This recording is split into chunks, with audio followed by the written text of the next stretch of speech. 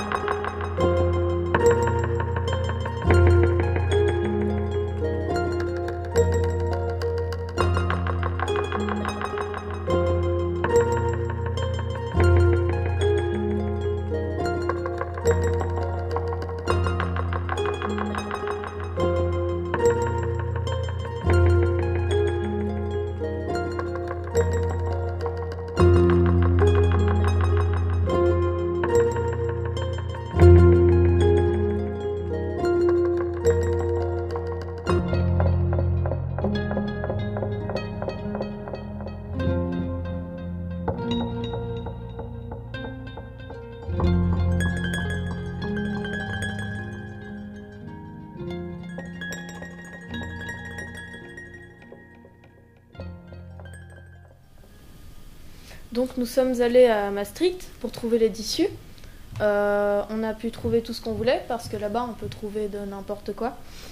Et on voulait qu'il soit vraiment fidèle au Pinocchio, donc l'original. Donc là on a le t-shirt qui est jaune, donc j'ai commencé par celui-là. Avec les patrons que j'ai copiés sur un t-shirt déjà existant, j'ai refait celui-ci. Donc voilà, fidèle à Pinocchio. Ensuite, j'ai fait la salopette, donc c'est une grande pièce. Alors, là, pareil, couture toute l'après-midi. Et puis, on a aussi trouvé à Maastricht les boutons, donc comme Pinocchio, en bois, pour être fidèle, encore une fois. Dessiner les motifs à la peinture pour vêtements, donc sur le côté, comme ici. Enfin, on les voit mieux sur d'autres dessins. Ensuite, on a fait le veston de Pinocchio, donc tout le dos, qui passe sur les bretelles, avec une bordure jaune tout au long, avec une ligne noire qui passe. Donc, de la brodure à peu près. Voilà.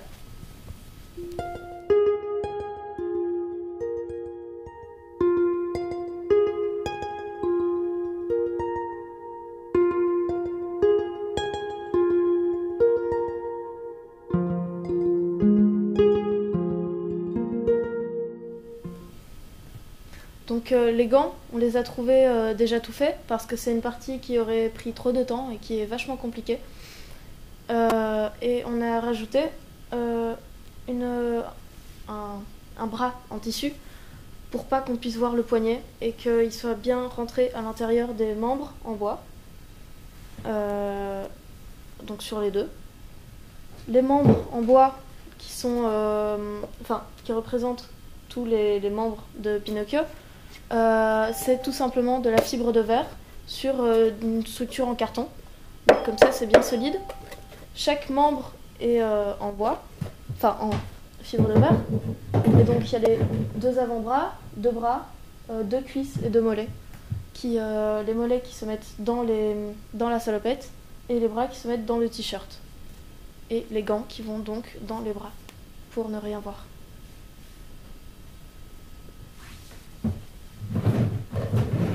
Pour les jambes, c'est beaucoup plus grand et plus lourd. Et vu qu'on n'aurait pas pu les faire tenir autrement, on a attaché sur un legging noir chaque partie. Comme ça, on garde la flexibilité, bien portée, avec les sabots, tout simplement des sabots qui sont déjà existants. La même chose que Pinocchio.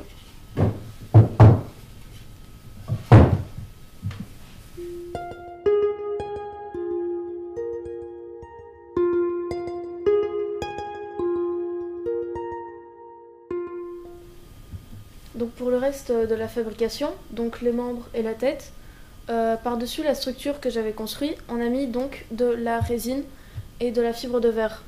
Alors c'est un produit qui coûte très cher, donc environ facilement 80 € pour la fibre et la résine. On a mis 2 jours entiers du matin au soir pour tout recouvrir. Ça a une odeur extrêmement forte, donc il faut beaucoup aérer parce que sinon ça sent super fort. Donc ça se présente comme ça, c'est juste de la fibre de verre tissée et la résine qu'on mélange avec un durcisseur et en 30 minutes environ ça commence à durcir, donc il faut aller vite et en refaire à chaque fois.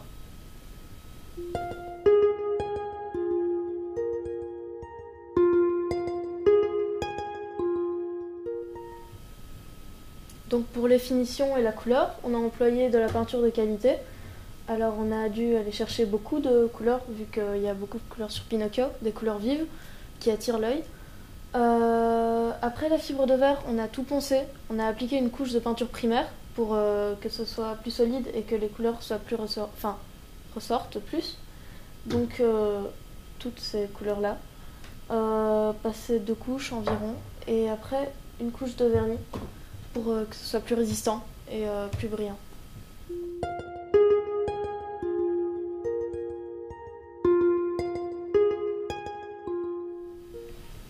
Donc pour la structure et la construction, j'ai d'abord commencé avec du grillage de poule pour donner juste la forme de base, c'est-à-dire la tête, mais vraiment très très lisse, c'est juste un cercle. Et le cou, dans lequel j'ai fixé un casque de vélo pour le maintien de la tête du porteur, car dans l'ancien costume, on avait constaté qu'il fallait vraiment que la personne soit à l'aise, que ça repose sur sa tête aussi, sur ses épaules. Comme ça, les mouvements sont plus fluides et on peut le garder plus longtemps sur soi sans être gêné. Après le grillage de poule, pour affiner du carton, du papier mâché, des boules de journaux qu'on entasse, qu'on scotche, qu'on tape pour mettre toute la forme et tous les détails. Et pour le col, dedans on a mis de la mousse pour bien poser contre les épaules et contre le torse, pour avoir encore un maintien bien.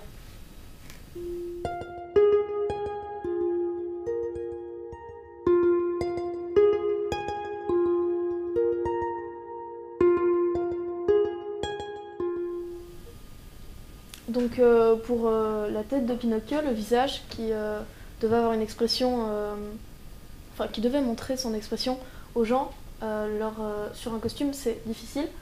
Donc on a fait les yeux très expressifs et vu que c'est un personnage dessin animé, il a les yeux de cartoon, donc pour les faire expressifs ça a été une affaire. Les yeux du porteur, donc on a essayé de les faire bien cachés pour que les gens ne fassent pas attention, regardent les yeux de Pinocchio, mais à travers on voit très bien, c'est un fin grillage, bien aligné avec la tête. La tête qui est maintenue donc par le casque de vélo, mais aussi par de la mousse qu'on a été mettre à l'intérieur du col, donc pour les épaules et dans le dos sur le torse, pour que la personne soit bien à l'aise, ce qu'on avait foiré sur le dernier costume, car il n'était absolument pas agréable à porter, tandis que celui-ci l'est bien plus. Dans les détails, on a aussi fait la plume, donc elle est plus fragile que le reste, mais la plume rouge pétante de Pinocchio qu'on voit bien accrochée sur le chapeau.